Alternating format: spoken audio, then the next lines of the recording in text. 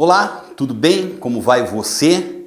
Eu espero que você esteja bem, sempre bem. Eu sou Rivaldo Machado, eu sou professor de Geografia aqui do SAI Digital. Nós vamos aproveitar agora, nós temos 4 encontros, certo? Nesses 4 encontros que nós temos aí, nós vamos trabalhar com o nosso material lá com a frente C. Certo? Então, nessa frente C, basicamente, nós temos 4 capítulos ali e seriam as nossas 4 aulas aqui, que eu gostaria de conversar com vocês. Né? Sei e tenho absoluta certeza disso, que isso não é suficiente para nós estarmos encerrando todo esse nosso conteúdo aí, que seria o fechamento desse segundo bimestre, né? Mas você que no final do ano vai estar preocupado com o seu vestibular, né? E esse é o momento que você está lá na sua casa, que você deve ter muito sobrando tempo, então aproveita e aproveita muito. Coloca todos os seus exercícios em dia, leia, releia e resuma os capítulos, que eu tenho certeza que isso vai te ajudar e te ajudar muito lá no final do ano, provavelmente, não é mesmo? Ninguém sabe. Esses nossos concursos vestibulares aí, que você vai fazer, você trata de ter uma participação, um resultado muito positivo nele aí, tá? Aproveita esse tempo. Eu sempre digo para o vestibular que funciona assim.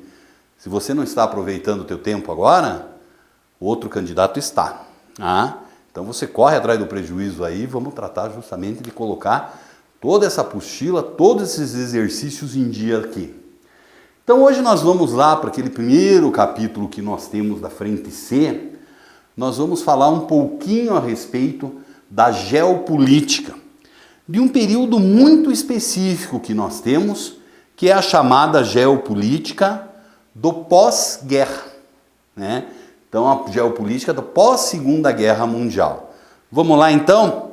O que acabou acontecendo aqui e esse caldeirão que virou a geopolítica nesse pós-Segunda Guerra Mundial, quais foram as razões e quais foram as suas principais características? Então, a gente sabe muito bem, né? Segunda Guerra Mundial, a guerra do Hitler, a presença dos campos de concentração, certo? O Hitler ele vinha com uma máquina de guerra baseada nesse nazismo que ia vencendo todo mundo. Até que numa certa altura do campeonato, ele começa a cometer alguns deslizes, né? Ao mesmo tempo que nas regiões mais ao norte da França ele está em batalha, ele abre flancos e invade a União Soviética. A gente sabe hoje, qualquer soldado abriu 2 flancos de batalha, você enfraquece os 2, né? E foi isso que aconteceu. Então as tropas lentamente começaram a ser derrotadas, as tropas nazistas, de um lado os aliados e do outro lado os soviéticos. Até que nós tivemos um belo dia lá que acabou acontecendo o quê? Acabou acontecendo que finalmente invadem a Alemanha, derrotam Hitler e desaparece. Então a Alemanha nazista derrotada, e a Alemanha nazista também dividida em 2 Alemanhas. Porque automaticamente nós vamos ter o quê? A partir daquele momento, ou até mesmo a partir já da Primeira Guerra Mundial, os Estados Unidos passou a ter uma visão, um ponto, uma posição, melhor dizendo, de muito destaque na geopolítica internacional. Certo? Como sendo a potência. Só que nós sabemos que lá em 1917, lá no leste da Europa e na parte significativa da Ásia, surgiu uma nova unidade, uma política ou geopolítica um pouquinho diferente ali, que foi a União Soviética, que durante muito tempo se isolou do capitalismo ocidental e ergueu a chamada cortina de ferro, que o nazismo derrubou e fez justamente que a União Soviética mostrasse para o mundo o que é que eles tinham se transformado. Tranquilo? Tranquilo. Então, com o fim dessa Segunda Guerra Mundial, nós acabamos tendo que surgiu para o mundo esse novo quadro geopolítico mundial aí, que nós ficamos conhecendo ele como o quê? como quadro geopolítico da Guerra Fria. Então presta atenção aí, ó. Entre 1945, aproximadamente, a 1990, também aproximadamente, nós vamos encontrar o mundo mais ou menos dividido dessa forma, né? Esses países aí, representados principalmente pelos Estados Unidos em verde, eles formam o mundo capitalista, né? Alguns países aí, representados principalmente pela União Soviética, vão formar quem? O mundo socialista.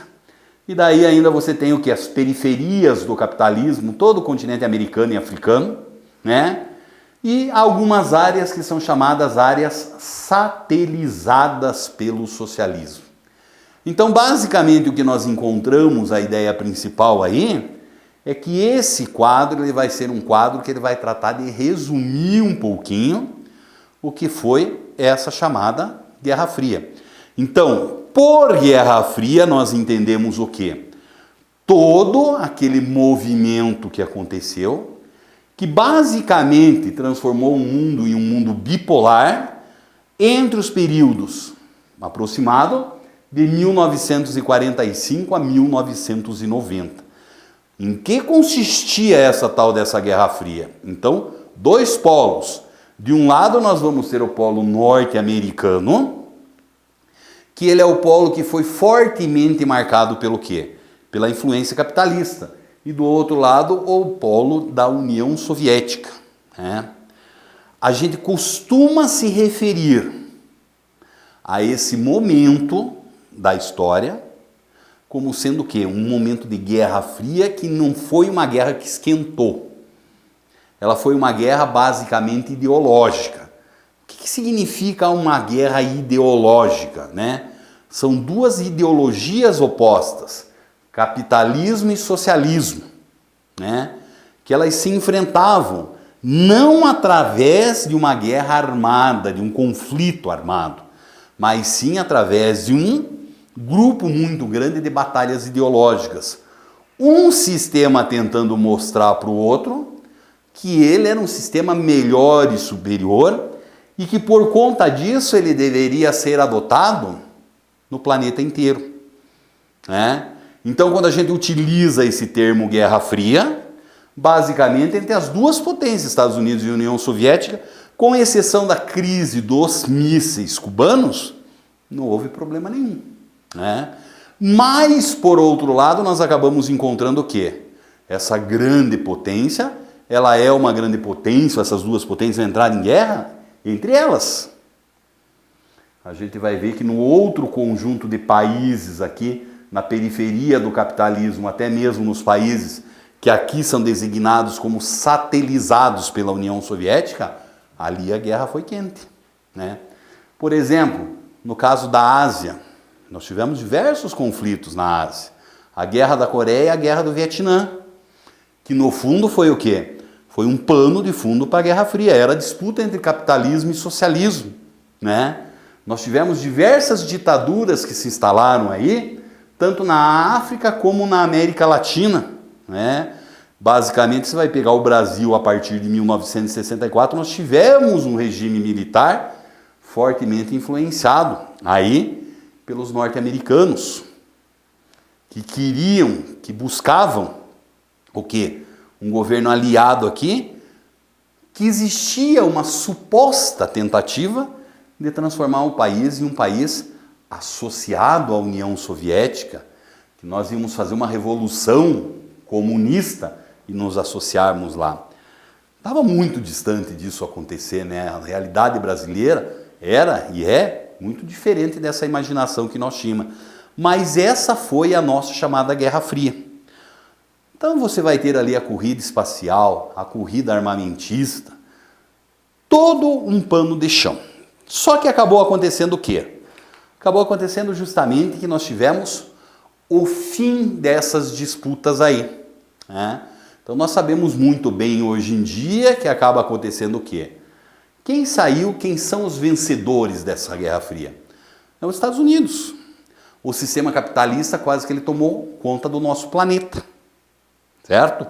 Com raríssimas exceções, Cuba Coreia do Norte, a China não mais, ainda existem países que se auto-intitulam socialistas. Mas nós sabemos, e sabemos muito bem, que isso aqui não deu muito certo e hoje o planeta, ele é um planeta apenas e exclusivamente, pode-se dizer, capitalista aí. Onde nós acabamos tendo que uma ordem bipolar foi substituída por quem? Por uma ordem multipolar, né?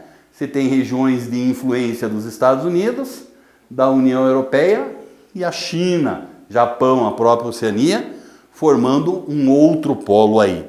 Então nós acabamos percebendo que existem hoje divergências e realidades que são diferentes daquelas que nós víamos no passado.